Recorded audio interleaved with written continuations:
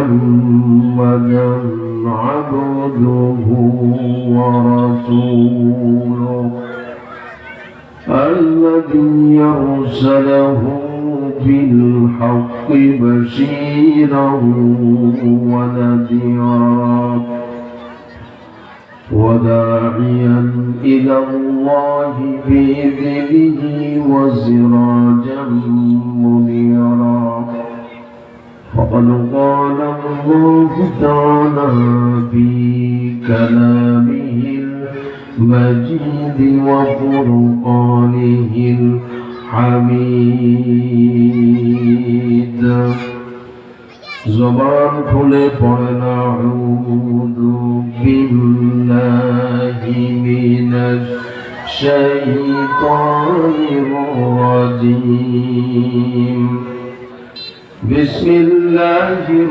রহমানির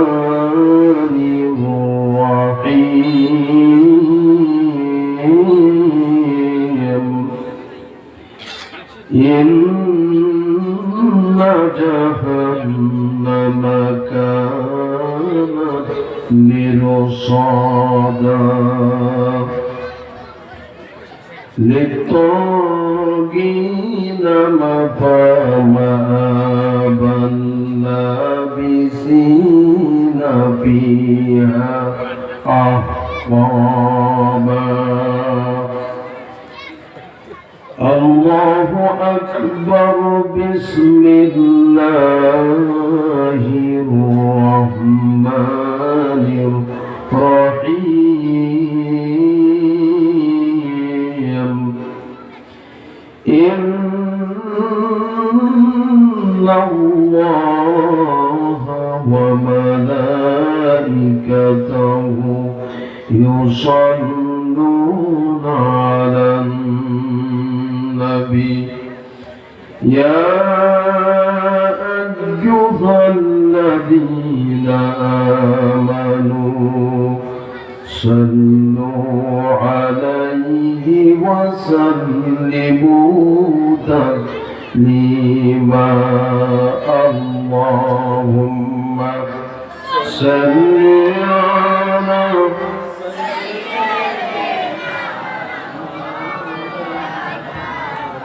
وعلى آل سيدنا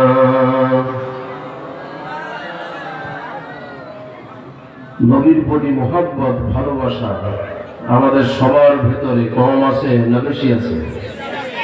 এরকম আওয়াজ শুনতে চাই না, আওয়াজ দিয়ে বলা লাগবে কম না বেশি?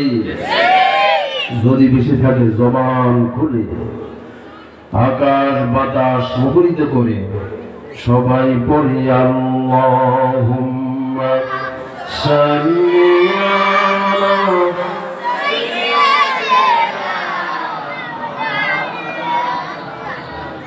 وعلى آل سيدنا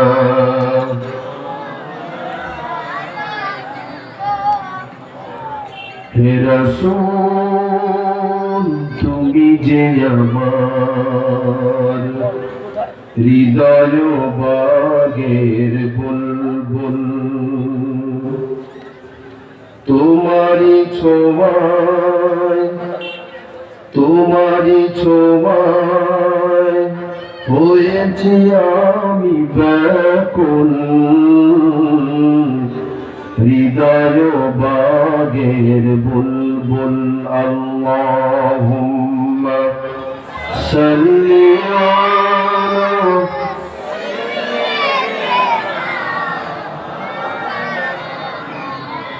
وعلى آل سيدنا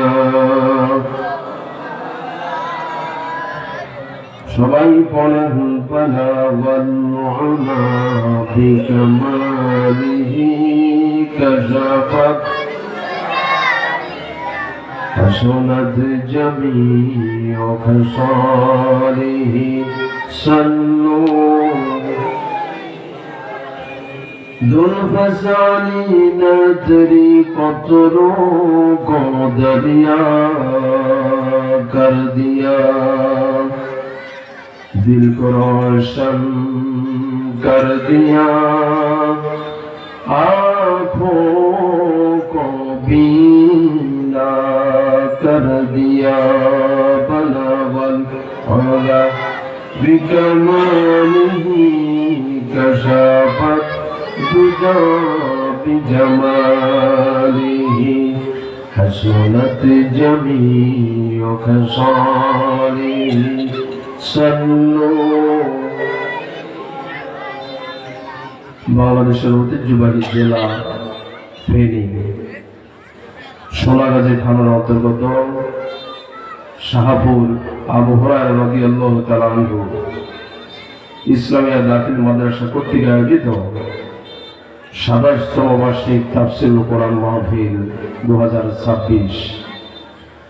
আজকের এই ইমানি জালসানি জান্নাতি মজলিসের সমাজের সবচেয়ে দামি মানুষ, শ্রেষ্ঠ মানুষ, যাকে আপনারা শ্রদ্ধা করেন, সম্মান করেন, আমার পক্ষ থেকেও আমিও সম্মান করি, শ্রদ্ধা করি। আজকে সে মহান সম্মানিত শ্রদ্ধার পাত্র ব্যক্তিত্ব আজকের মাহফিলের সম্মানিত সভাপতি জনাব সাইফুদ্দিন সুমন, সভাপতি অত্র মাদ্রাসা, আতালাল্লাহু আমরাহু ওয়া বারাকাল্লাহু ফি হায়াত। জোরে বলি আমিন। মাহফিলে রয়েছেন প্রধান মুফাসসির জনাব হযরত মাওলানা ইহসানুল হক জিলানী, পেশ ইমাম আন্দরকিল্লা শাহী জামে মসজিদ চট্টগ্রাম, খতিব খিলগাঁও পুরাতন পাকা জামে মসজিদ ঢাকা, আতালাল্লাহু আমরাহু ওয়া বারাকাল্লাহু ফি হায়াত। জোরে বলি আমিন। হাজরাত উলামায়ে কেরাম, সম্মানিত উপস্থিতি, পর্দার আড়ালের সম্মানিতা আবেদা জাহেরা, সর্বগুণে গুণান্বিতা আমার মা এবং বোনেরা, আসসালামু আলাইকুম ওয়া রাহমাতুল্লাহি ওয়া বারাকাতুহু। আমরা মহান মালিকের দরবারে শুকর আদায় করি, যে মহান মালিক অত্যন্ত দয়া করে, মায়া করে দুনিয়ার শ্রেষ্ঠ মাহফিল, শ্রেষ্ঠ অনুষ্ঠান, আল্লাহর কালামের অনুষ্ঠান, আল্লাহর কালামের অনুষ্ঠান থেকে, আল্লাহর কালামের মাহফিল থেকে শ্রেষ্ঠ মাহফিল আসমানের নিচেও নাই, জমিনের উপরেও নাই। জোরে বল সুবহানাল্লাহ। এরকম একটা মাহফিলে আমাদের দুনিয়ার কাজ বাদ দিয়ে, ব্যস্ততা বাদ দিয়ে, সব বাদ দিয়ে, আরামের ঘুমকে হারাম করে দিয়ে কোরআনের মাহফিলে আমরা আসতে পারলাম। এজন্য মালিকের দরবারে একবার শুকর আদায় করি।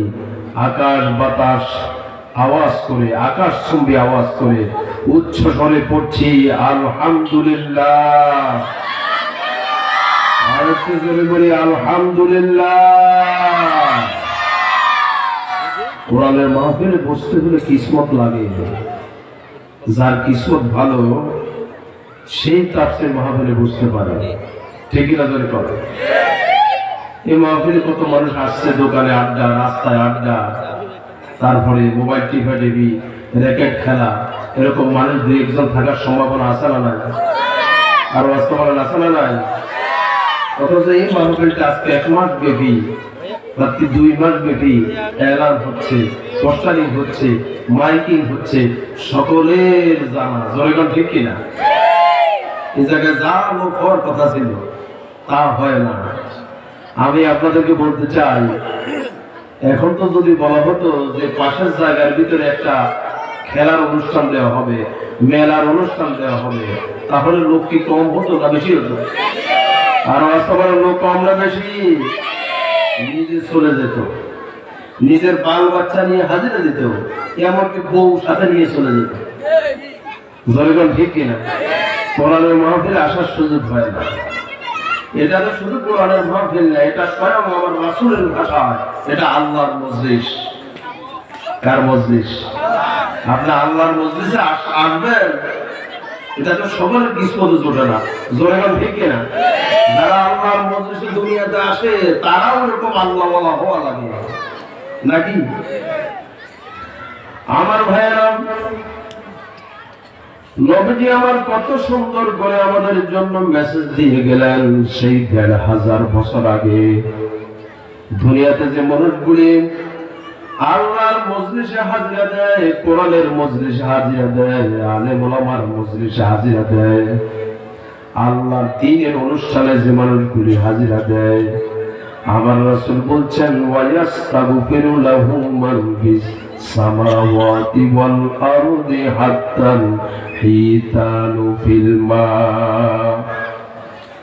নবীজি আমার বলছেন যে মানুষগুলি কোরআনের মাহফিলে হাজিরা দেয়, এই মানুষগুলির জন্য আসমানের মধ্যে যা আছে, জমিনের মধ্যে যা আছে, সব কিছু এই মানুষগুলির জন্য দোয়া করতে থাকে। দেখছেন কারবার, এত গুরুত্বপূর্ণ একটা মেসেজ শুনাইলাম, আর আপনারা সুবহানাল্লাহ বললেন মাত্র 4 বছর। এটা আওয়াজ দিয়ে বলেন তো সুবহানাল্লাহ। আপনি মেলায় বললে কি আসমানে যা আছে সব দোয়া করবে? কথা কানা জমিনে যা আছে সব দোয়া করবে? খেলায় বসলে দোয়া হবে?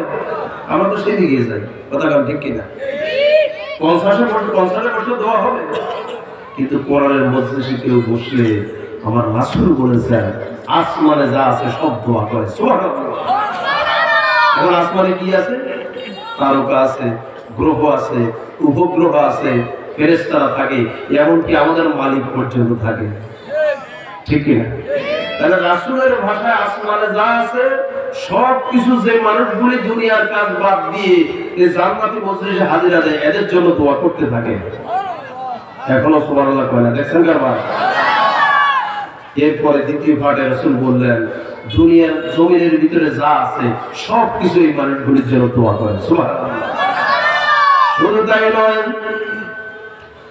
হাদিসের শেষ অংশের ভিতরে আমার নবী কত সুন্দর করে বলছেন, নবীজি আমার বলছেন হাত্তাল হিতানু ফিল মা, প্রশান্ত মহাসাগরের ভিতরে, আটলান্টিক মহাসাগরের ভিতরে, বঙ্গোপসাগরের তলদেশে যেখানে মানুষ যেতে পারে না, কোনো পানি যেতে পারে না, ওই সমস্ত প্রাণীগুলি ওখানে যে থাকে, ওই পানিগুলি পর্যন্ত আমাদের জন্য দোয়া করতে থাকে।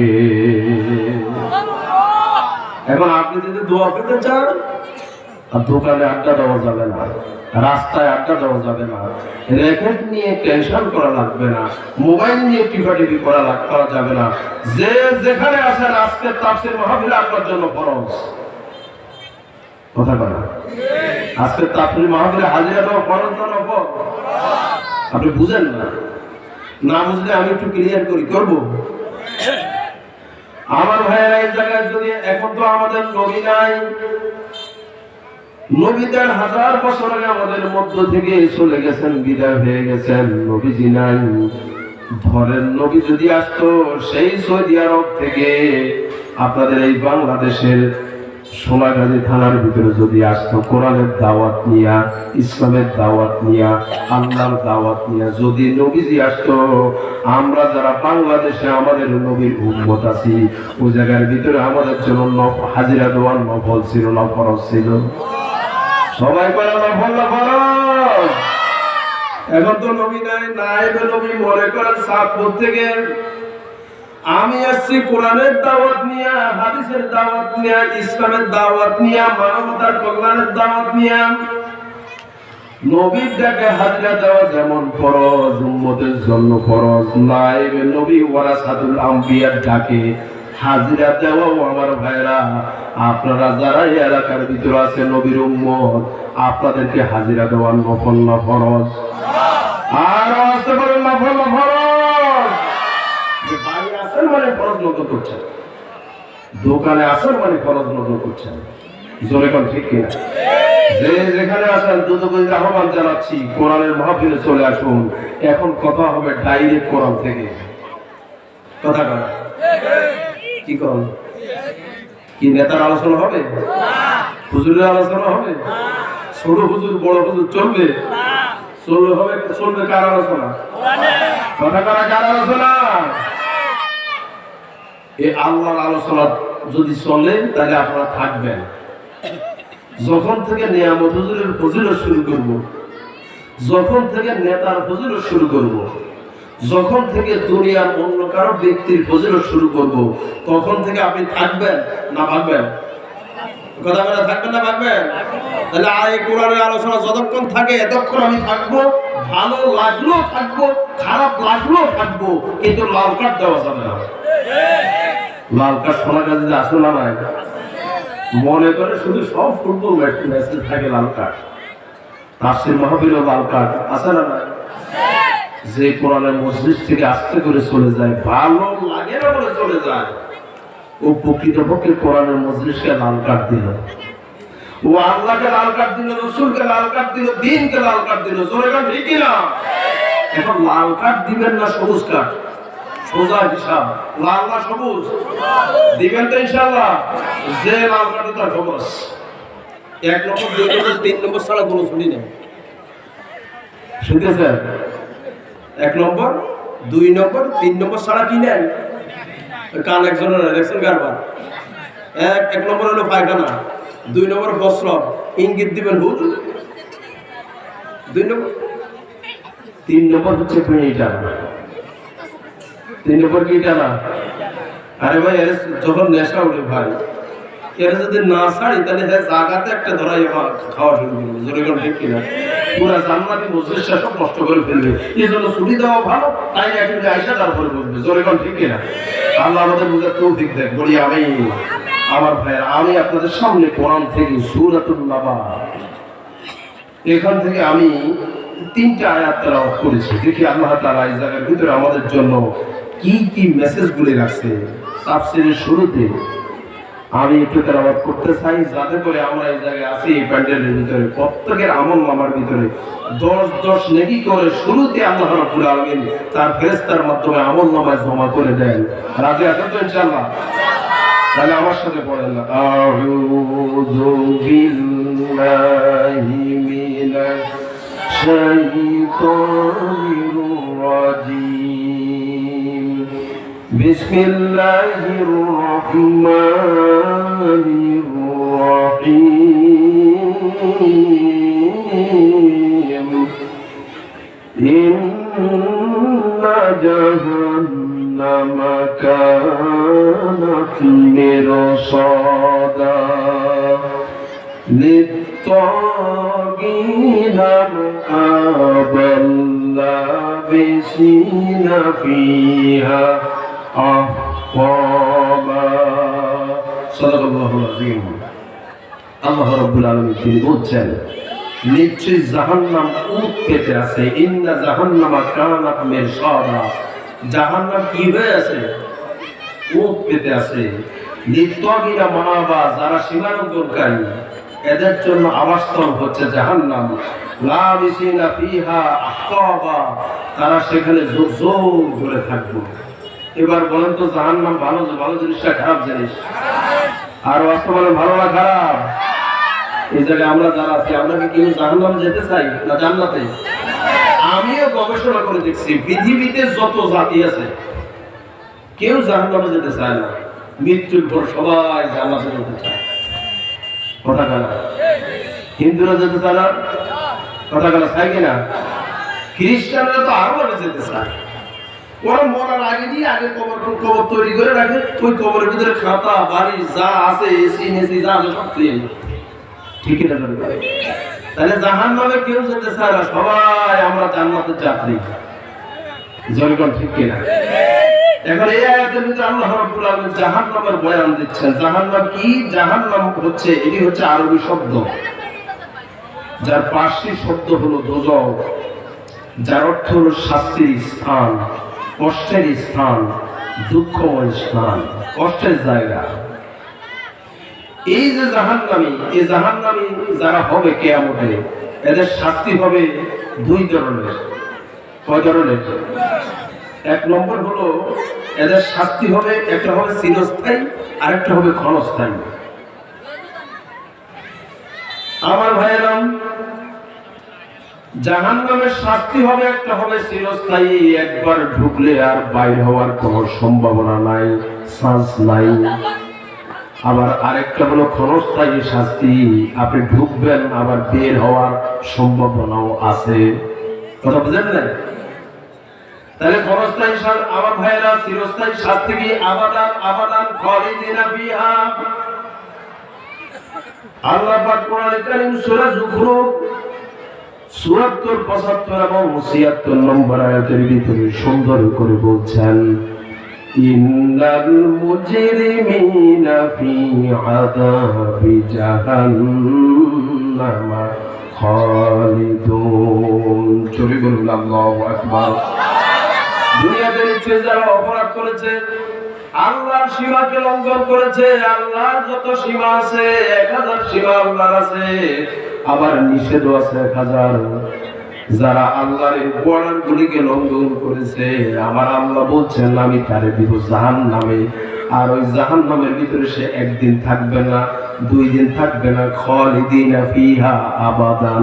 এই আয়াতে বলা হয়েছে খালিদুন, তার মানে হলো খালিদুন শব্দের অর্থ হলো চিরস্থায়ী, তাকে জাহান্নামের ভিতরে থাকতে হবে। খালিদুন শব্দ কি, শব্দের অর্থ কি? এটা একবার ঢুকাইবে আবার বের করে নিয়ে আসবে। কার আছে না কিছু? কোরআনে কারীমে যেখানে খালিদুন শব্দ ব্যবহার করা হয়েছে, খালিদুন শব্দের অর্থ কিন্তু এটা না একবার ঢুকাইবে আবার বের করে আসবে, এরকম না। খালিদুন শব্দের অর্থ হলো একবার ঢুকলে আর কোনো বের হওয়ার কোনো সম্ভাবনা। তাহলে জাহান্নামীদের শাস্তি কয় ধরনের? সব ঘুমাচ্ছেন, কয় ধরনের? একটা হলো চিরস্থায়ী, ২ নম্বর হলো ক্ষণস্থায়ী। এমন অপরাধ যে অপরাধের কারণে আপনাদের জাহান্নামে চিরকাল থাকা লাগবে না, যে অপরাধের কারণে আমার আল্লাহ রাগ করেন না, গোসা করেন না, আমার আল্লাহর সাথে জুলুম হয় না, আমার আল্লাহর সাথে মুনাফিকি হয় না, আমার আল্লাহর সাথে কুফরি হয় না। এরকম ইবাদত যদি আপনি, এরকম অপরাধ যদি আপনি করেন, তাহলে আপনি জাহান্নামে চিরকাল থাকা লাগবে না, ঢুকবেন আবার বের হবেন। সুবহানাল্লাহ। বাড়ছে চিরকাল জাহান্নামে থাকা ভালো না ঢুকবেন আবার বের হবে সেটা ভালো? কথা বলা, ঢুকবেন আবার বের হবে সেটা ভালো। দেখছেন এরপরও জাহান্নামে ঢুকবে। পৃথিবীতে কোনো জাতি জাহান্নামে ঢুকতে চায় না, আপনারা ঢুকবেন তারপরে চিরস্থায়ী না হোক, একবার ঢুকবেন আবার বাইরে। বিষয়টা এমন, আমরা সবাই কার যাত্রী? জান্নাতের যাত্রী। জান্নাতে যেতে চান তো ইনশাআল্লাহ? আল্লাহ তৌফিক দেখ বলি আমি। তাহলে একটা হলো চিরস্থায়ী, কান পেতে শুনুন। কোরআন শুনতে হলে কান খোলা লাগে। আপনার কলম একদিকে, কান আরেক দিকে, তাহলে কোরআনের সাথে আদব হবে না, বেয়াদবি হবে। জোরে গান ঠিক কিনা? একটা হলো ক্ষণস্থায়ী, আরেকটা হলো চিরস্থায়ী। তাহলে ক্ষণস্থায়ীটা কি আযাব? তিরমিজি শরীফের ভিতরে, তিরমিজি শরীফ নয় আমার ভাইরা, তিরমিজি শরীফেরও হাদিস আছে। তবে একজন নবীর জীবনী থেকে আমি আপনাদেরকে শোনাতে চাই। জাহান্নামে ক্ষণস্থায়ী যারা হবে তাদের থেকে একটা ঘটনা শোনাই। হযরত ইদ্রিস আলাইহিস সালামের নাম শুনছেন? সবাই শোনেন না? তাফসীরে তাবারীর ভিতরে আছে হযরত ইদ্রিস আলাইহিস সালাম তিনি একবার দুনিয়ার কারোর সাথে বন্ধুত্ব করতে চান না, তিনি বন্ধুত্ব করতে চাইলেন আজরাইলের সাথে। কার সাথে? আজরাইলের সাথে একবার তিনি বন্ধুত্ব করতে চাইলেন। আজরাইলকে মেসেজ দিলেন, ভাই আজরাইল, আমি দুনিয়ার কারোর সাথে বন্ধুত্ব করতে চাই না, আমি তো তোমার সাথে বন্ধুত্ব করতে চাই, তবে আমি তোমার সাথে বন্ধুত্ব করব 4টা শর্তের ভিত্তিতে। কয়টা? হযরত ইদ্রিসের কাজ ছিল, আমি যেহেতু জান্নাত জাহান্নামের বিচার হবে, জান্নাত জাহান্নাম সারিবাই হবে মানুষ মৃত্যুর পর, হিসাব নিকাশের পর। কথা নাকি এখন মনে আপনি জান্নাতে ঢুকবেন? আমার ভাইয়েরা, হযরত ইদ্রিস মনে মনে ধারণা করলেন আমার নগদ জান্নাত দরকার। কি দরকার? নগদ জান্নাত দরকার, এখনই দরকার। এজন্য তিনি হযরত আজরাইলকে সারিফাই করলেন, বন্ধুত্বের জন্য পার্সন ঠিক করলেন, কারণ তার টার্গেট হলো জান্নাত। তার টার্গেট কি? আমার ভাইয়েরা, আমরা যারা হযরত ইদ্রিসের উত্তরসূরি আছে, আমার ভাইয়েরা, আমাদেরও লক্ষ্য থাকতে হবে এমন লোকের সাহচর্য সংস্পর্শে আমরা থাকবো, যাতে করে ওই সঙ্গে ওই লোকের সংস্পর্শে থাকলে আমি মৃত্যুর ঘরে জান্নাত পাবো। কথা বলা। কিন্তু আমার ভাইয়েরা, আমাদের অবস্থা হয়েছে এমন, এমন লোকের সাথে আমাদের সংস্পর্শ মিল, যে লোক চুরি করে, আল্লাহর রাস্তার টাকা সব গায়েব করে ফেলে, তারা জান দিয়ে দেয়। ওই লোক যদি আজকে 5 জনকে ফোন করবি, সাথে সাথে ফোন করার জন্য চলে যায়। কথা করা ঠিক কিনা? এমনও পাবলিক আছে আমার ভাইয়েরা, নেতাও বেরোবাজি, আমার ভাইয়েরা কর্মীরাও বেরোবাজি, তার সাথে হারাদিন ঘুরে বলে কথা করা।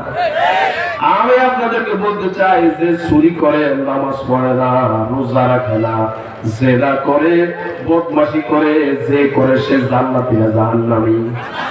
আর বাস্তব বলে জান্নাতি না জাহান্নামী। আপনি ভালো কাজ করছেন, মসজিদ থেকে বাইরে হওয়ার পর বেনবাজি নেতার পিছনে ঘুরে আসে না নাই? আমার ভাইরা সুর নেতার পিছনে ঘুরে আসে না নাই? মানুষের সম্পদ লুণ্ঠন করে এরকম নেতার পিছনে ঘুরে, কর্মীর পিছনে ঘুরে আসে না নাই? আপনি যার সাথে ঘুরছেন, আপনি চিন্তা করেন তো, যার সাথে আমি ঘুরছি সে দুনিয়া তো বিপদগ্রস্ত, কবরও বিপদগ্রস্ত। জোরে কোন ঠিক কিনা? এমন লোকের সাথে আমি ঘুরবো যিনি কি আমাদের নেতৃত্ব দিবেন, ওই নেতা থাকবে জান্নাতে, আমি কর্মী হয়ে আমি ওই নেতার সাথে জান্নাতে যেতে চাই। জোরে কোন ঠিক কিনা? এই জন্য আলেমরা থাকবে কোরআনের ঘোষণা হচ্ছে, আলেমরা যারা হক্কানি আলেম, কোরআনের কর্মী, আল্লাহর দ্বীনের দায়ী, তারা থাকবে জান্নাতে। তারা থাকবে কোন জায়গায়? আল্লাহর দ্বীনের দায়ীদেরকে আমার ভাইয়েরা সার্টিফাই করার দরকার আছে না নয়? তাদের সাথে থাকার দরকার আছে না নয়?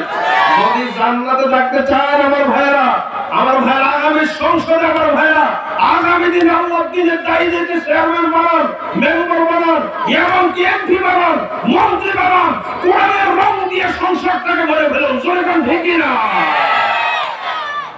আপনারা কি কোরআনের রং দেখতে চান না? কথা কথা। এই 54 বছর ধরে হুজুররা কত ওয়াজ করছে, আমরা ওয়াজ করছি, কিন্তু কোরআনের রং কি দেখছি? আচ্ছা আস্তে করে দেখছি।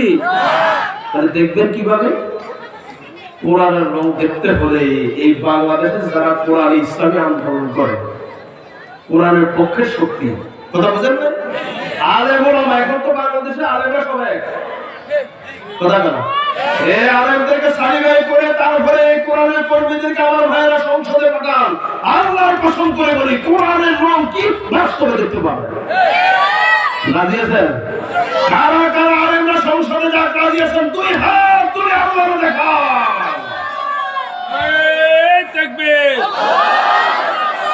নারে তাকবীর, আল কোরআনের আলো, আল হাদিসের আলো, কোরআন সুন্নাহর আলো,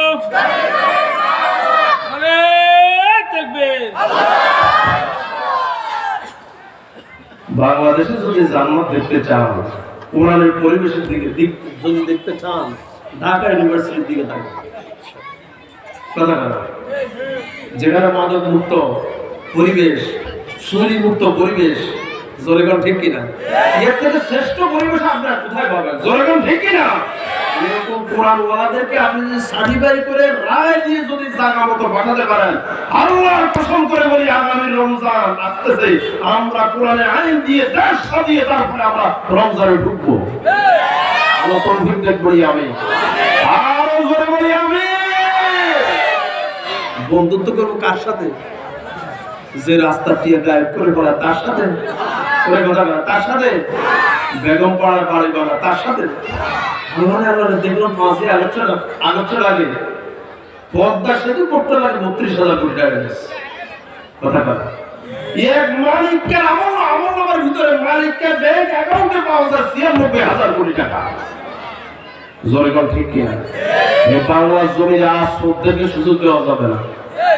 কথা ঠিক কিনা? আমার ভাইরা সত্যকে আর সুযোগ দেবেন? যারা রাস্তা টিয়া খায়, বাজারের টিয়া খায়, দোকানের টিয়া খায়, সব জায়গার টিয়া খায়, দেশটাকে লুটে ফুটে খেতে চায়, এরকম সুযোগ দেওয়া যাবে? আমার তৌফিক করি আমি, আর একটু জোরে বলি আমি। তার সাথে সম্পর্ক রাখবে আজই সিদ্ধান্ত নেবেন।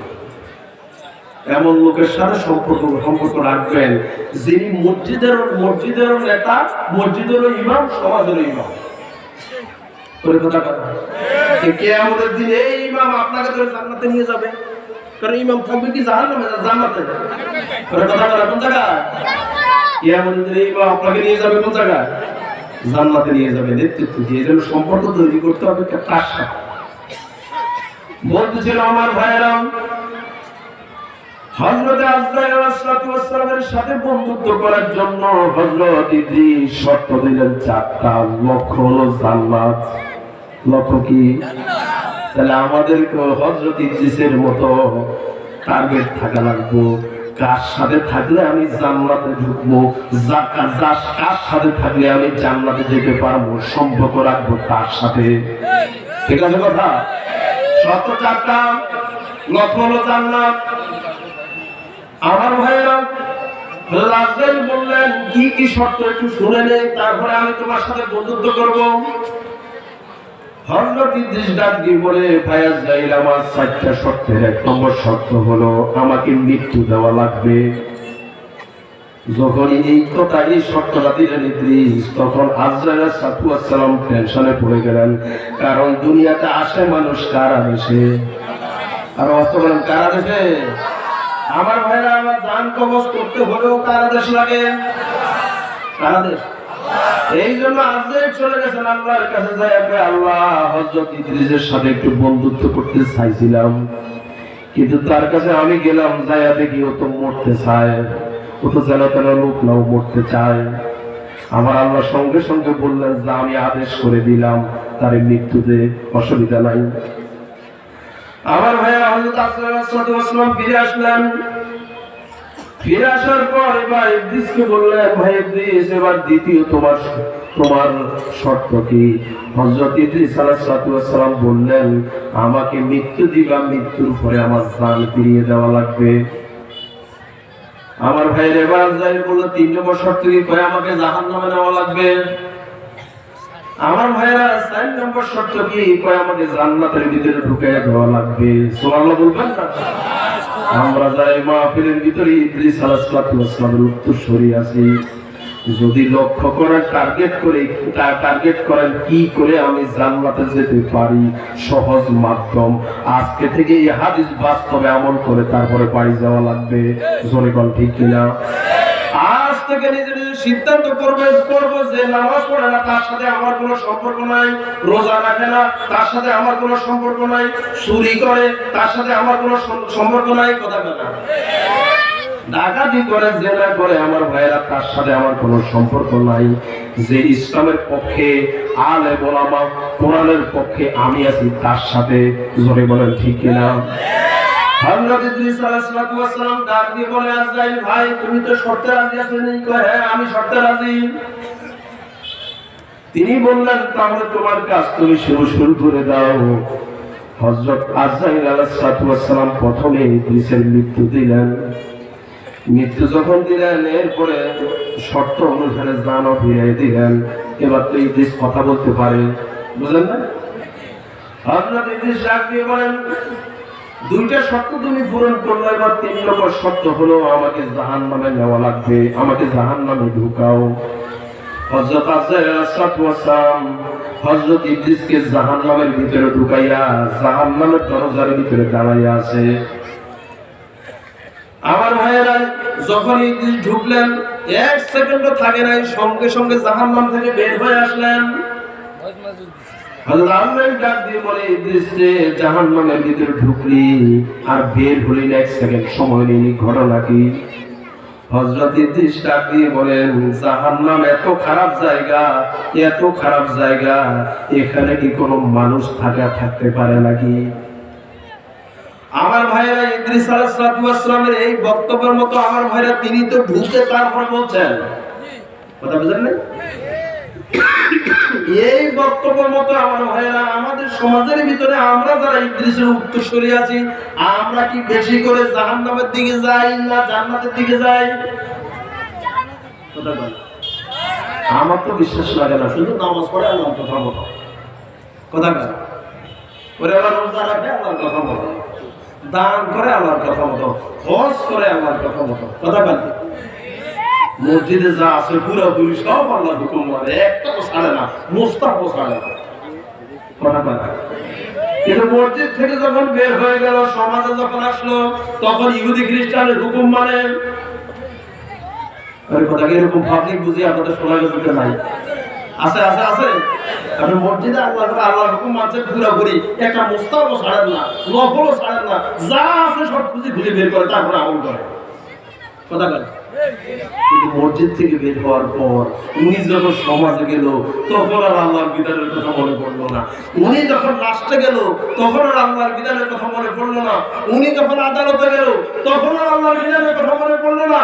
উনি যখন সংসদে গেল তখন আর আল্লাহর বিধানের কথা মনে পড়লো না। এরপরে তিনি যখন সাপ দিতে গেছে, সাপ দিতে গেছে, ফিঙ্গার প্রিন্ট নামাজ পড়ে আল্লাহর হুকুম মতো, কিন্তু সাপ দেয় শয়তানের কথা মতো। ঠিক আছে না? এই যে আমার ভাইয়েরা ফিঙ্গার প্রিন্ট, আপনি তো বুঝেন না এটার গুরুত্ব কত। মানুষের শরীরের সাথে 5টা জিনিস আছে যা একজনের সাথে আরেকজনের মিলে না। কথা বলা 1 নম্বর হলো চেহারা, একজনের সাথে আরেকজনের মিলে না। কি করবি? এই যে এতগুলো মানুষ এই জায়গায় বসে আছে, একজনের চেহারার সাথে আরেকজনের মিলে। 2 নম্বর হলো কণ্ঠ, একজনের কণ্ঠের সাথে আরেকজনের মিলে। আমার ভাইরা 3 নম্বর হলো চামড়া, একজনের চামড়ার সাথে আরেকজনের মিলে। আমার ভাইরা 4 নম্বর হলো আমার ভাইরা ফিঙ্গার প্রিন্ট, একজনের সাথে আরেকজনের মিলে। আপনি যে ফিঙ্গার প্রিন্ট দিয়ে কোন জায়গায় কিভাবে ব্যবহার করছেন জানেন কে? ওটা করা জানেন কে? আমার ভাইরা আপনি নামাজ পড়ছেন আল্লাহর হুকুম মতো, কিন্তু ফিঙ্গার প্রিন্ট দিয়েছেন শয়তানের কথা মতো। যে ইমামের পিছনে নামাজ পড়ছেন ওই ইমামকে শুধু মসজিদে ইমাম সাহেব মানলেন, ইমাম সাহেব যখন মসজিদ থেকে বের হয়ে বাইরে আসলো তখন আর এই ইমামকে আপনি মানলেন না, আপনি টিপ দিছেন যার দাড়ি নাই টুপি নাই। কথা কথা ইমামকে টিপ দেন নাই, এমন লোকের টিপ দিচ্ছেন তার দাড়ি নাই টুপি নাই নামাজ নাই রোজা নাই আল্লাহ নাই খোদা নাই, সুরের হত্যা। কথা বলা ঠিক কিনা? নামাজ খুব গুরুত্বপূর্ণ কথা। আপনি নামাজ পড়েন, রোজা রাখেন, আমার ভাইয়েরা আপনি এই নামাজ রোজা রেখে হজ করে তারপরে দোকানের সামনে গিয়ে যাই বলছেন আমি জান্নাতে যাব না, যাবে কে? এরকম পাবলিক আছে না? আর আমার ভাইয়া লক্ষ্য করেন, কিন্তু আপনি চুরি করেন না, ডাকাতি করেন না, জেনা করেন না, খুব গুরুত্বপূর্ণ কথা, সমসাময়িক কথা। কান খুলে ভালো করে শুনেন, তারপরে বাস্তব জীবনের সাথে লাগাইয়েন। আপনি চুরি করেন না, জেনা করেন না, ইফটিজিং করেন না, অবৈধ কাজ কিছুই করেন না।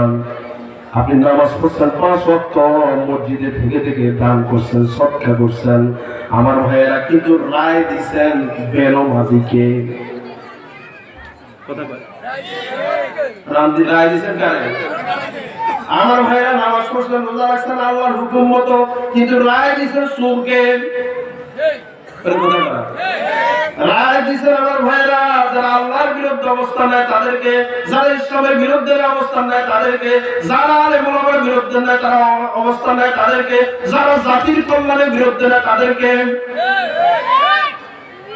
আপনি যখন এই রায় দেওয়ার পর আমার ভাইয়েরা যখন কিয়ামতের দিন আল্লাহর কাছে উঠবেন, খুব গুরুত্বপূর্ণ কথা কান লাগান, এই রায় দিয়া যখন আপনি কিয়ামতে আল্লাহর কাছে উঠবেন, হঠাৎ করে আপনি নজর করে দেখবেন আপনার আমলনামায় জেনার গুনাহ।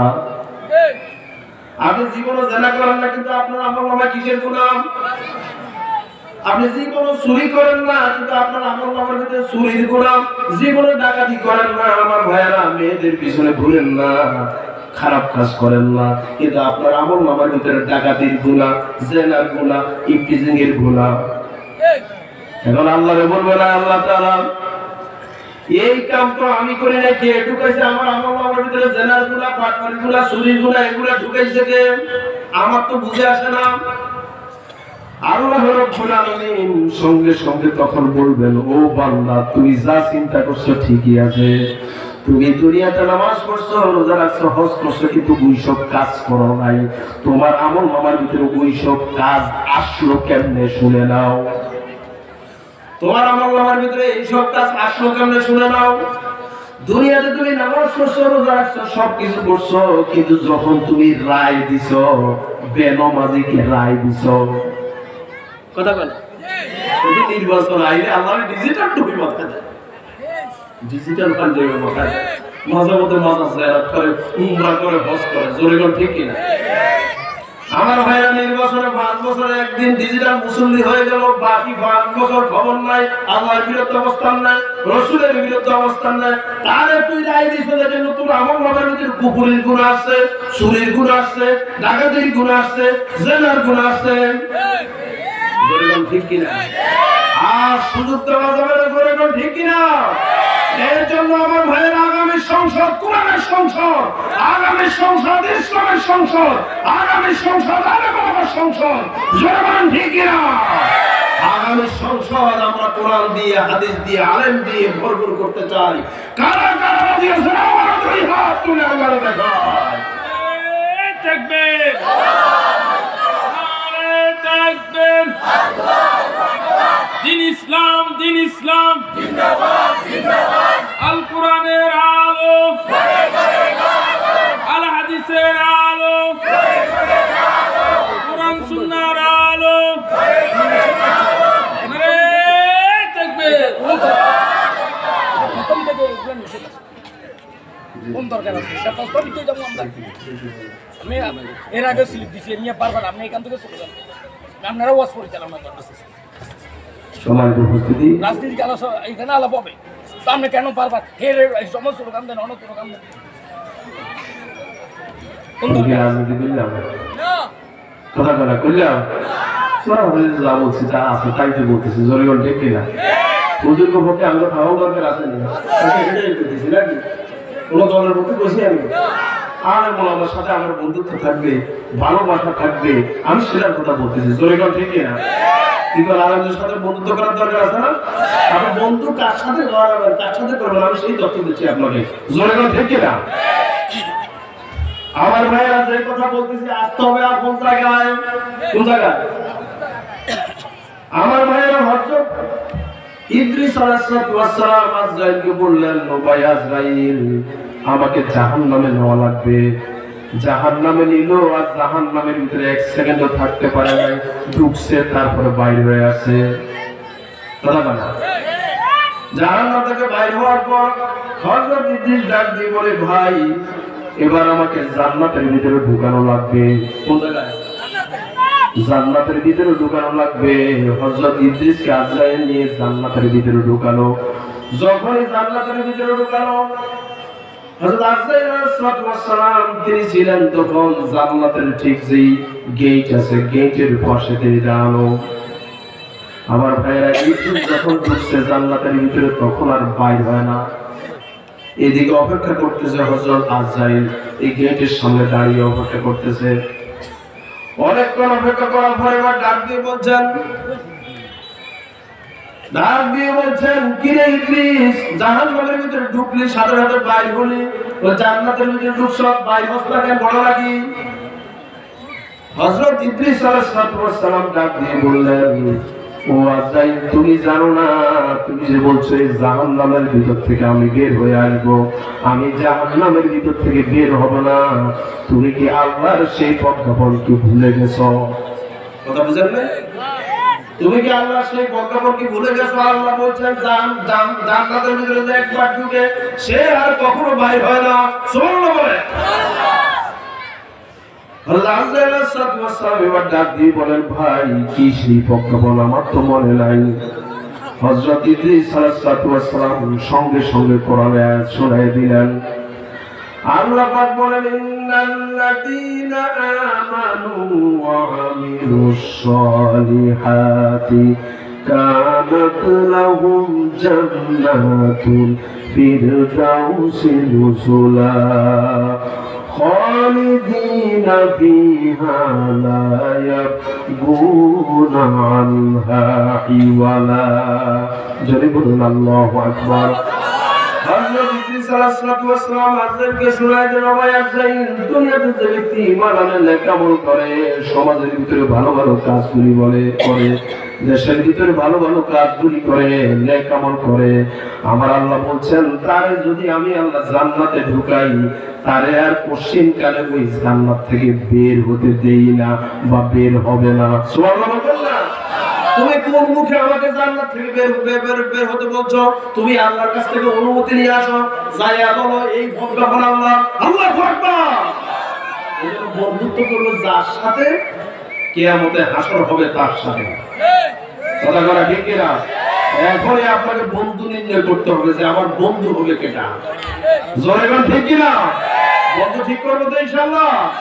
আল্লাহ তৌফিক দেখ বলি আমিন। সম্মানিত ভাইয়েরা, আপনাদের এই মাহফিলটা, এখানে একটা মাদ্রাসা আছে, আছে না নাই?